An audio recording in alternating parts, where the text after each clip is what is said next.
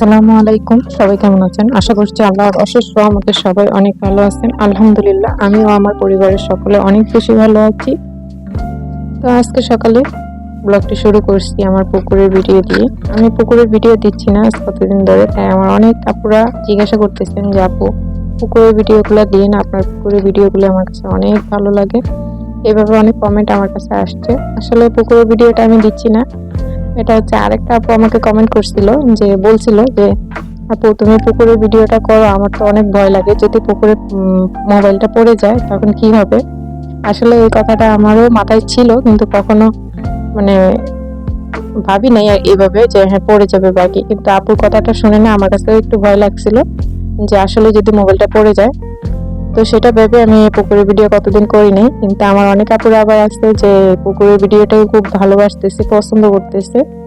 তো সেই জন্য আবার একটু সাবধানতা অবলম্বন করে অনেকটা দূরে রেখেই আমি ভিডিওটা করলাম, যেহেতু আপনারা পছন্দ করতেছেন। তো আমি আবার পুকুরের কিছু ভিডিও করলাম। আর এই যে দেখেন এখানে হচ্ছে আমার মেয়ের কাপড় চোপড় ধুচ্ছি, এগুলো দিয়ে নিয়ে যাবো, রোদ্রে দিব, আর কাপড় ধুতেই হবে। তো যারা আমার এই ভিডিওটি এখন পর্যন্ত দেখতেছেন একটি লাইক দিতে ভুলে গিয়েছেন, প্লিজ একটি লাইক দিয়ে দিবেন। আর আপনাদের মিষ্টি মিষ্টি কমেন্টগুলি পড়তে আমার কাছে অনেক ভালো লাগে। অবশ্যই আপনারা আপনাদের মতামতগুলি আমাকে জানাবেন, আমি চেষ্টা করব আপনাদের মতামতগুলি শোনার বা বোঝার। তো আমার কাপড় ধোয়া শেষ, আমি চলে আসছি এখন এগুলো রোদ্রে দিতে। আর এদিকে দেখেন আমার দুষ্টু পাখিটা কান্না করতেছে, ওর খুব ঘুম পাচ্ছে এই জন্য। তো ওকে আমি ঘুম পাড়িয়ে দিচ্ছি, আর ও একটু একটু করে হাঁটতে শিখতেছে, 3-4 কদম দিয়ে বসে যায়। তো ওকে ঘুম পাড়িয়ে রেখে এসে আমি এখানে রান্না করতেছি ঝটপট কাচকি মাছ রান্না করব হাতে মাখিয়ে। আর এই রান্নাটা কিন্তু আমার মা চাচিরা আমাদের মুরব্বীরা কিন্তু আগে করতো, কিন্তু এখন হয়তো বা অনেকে করে না হাতে মাখিয়ে রান্নাটা। হাতে মাখিয়ে রান্না করলে ছোট মাছ অনেক ভালো লাগে। আর আজকের মাছে আমি একটু আলু দিয়েছি, আলু, টমেটো, কাঁচামরিচ, পেঁয়াজ, তেল, হলুদ, লবণ, মরিচ যা দেওয়ার প্রয়োজন এই মশলাগুলি দিয়ে আমি সুন্দর করে হাতে মেখে নিব। আলুটা যেহেতু একটু শক্ত থাকে, তো ওইটা জানি এই মাখার মধ্যে আমার সিদ্ধ হয়ে যাবে, নরম হয়ে যাবে, মানে এইভাবে মাখতে হবে।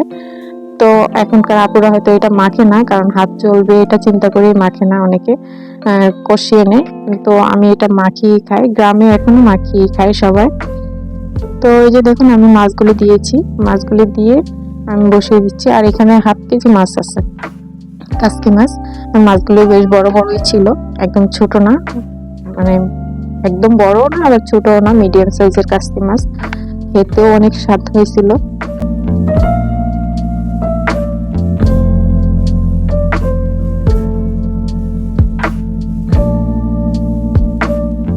আমার চুলাতে ভাত আছে, ভাতটা হলে তো মাছটা আমি বসিয়ে দিব। এখন এটা একটু সাইডে রেখে দিব, মাখিয়ে রাখলাম, যে ভাতটা হয়ে গেলে আমি বসাবো।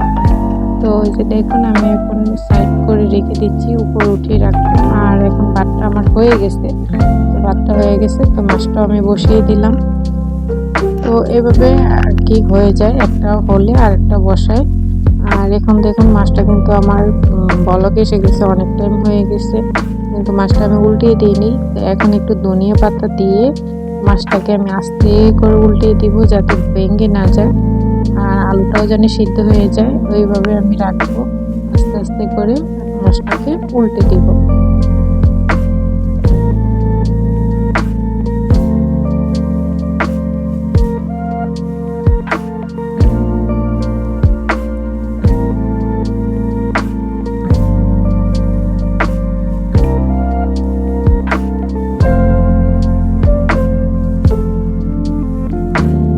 আমার কাচকি মাছ রান্নাটা শেষ হয়ে গেছে। আর এখানে আমি একটু মাংস দিয়ে লাউ রান্না করতেছি, মুরগির মাংস দিয়ে।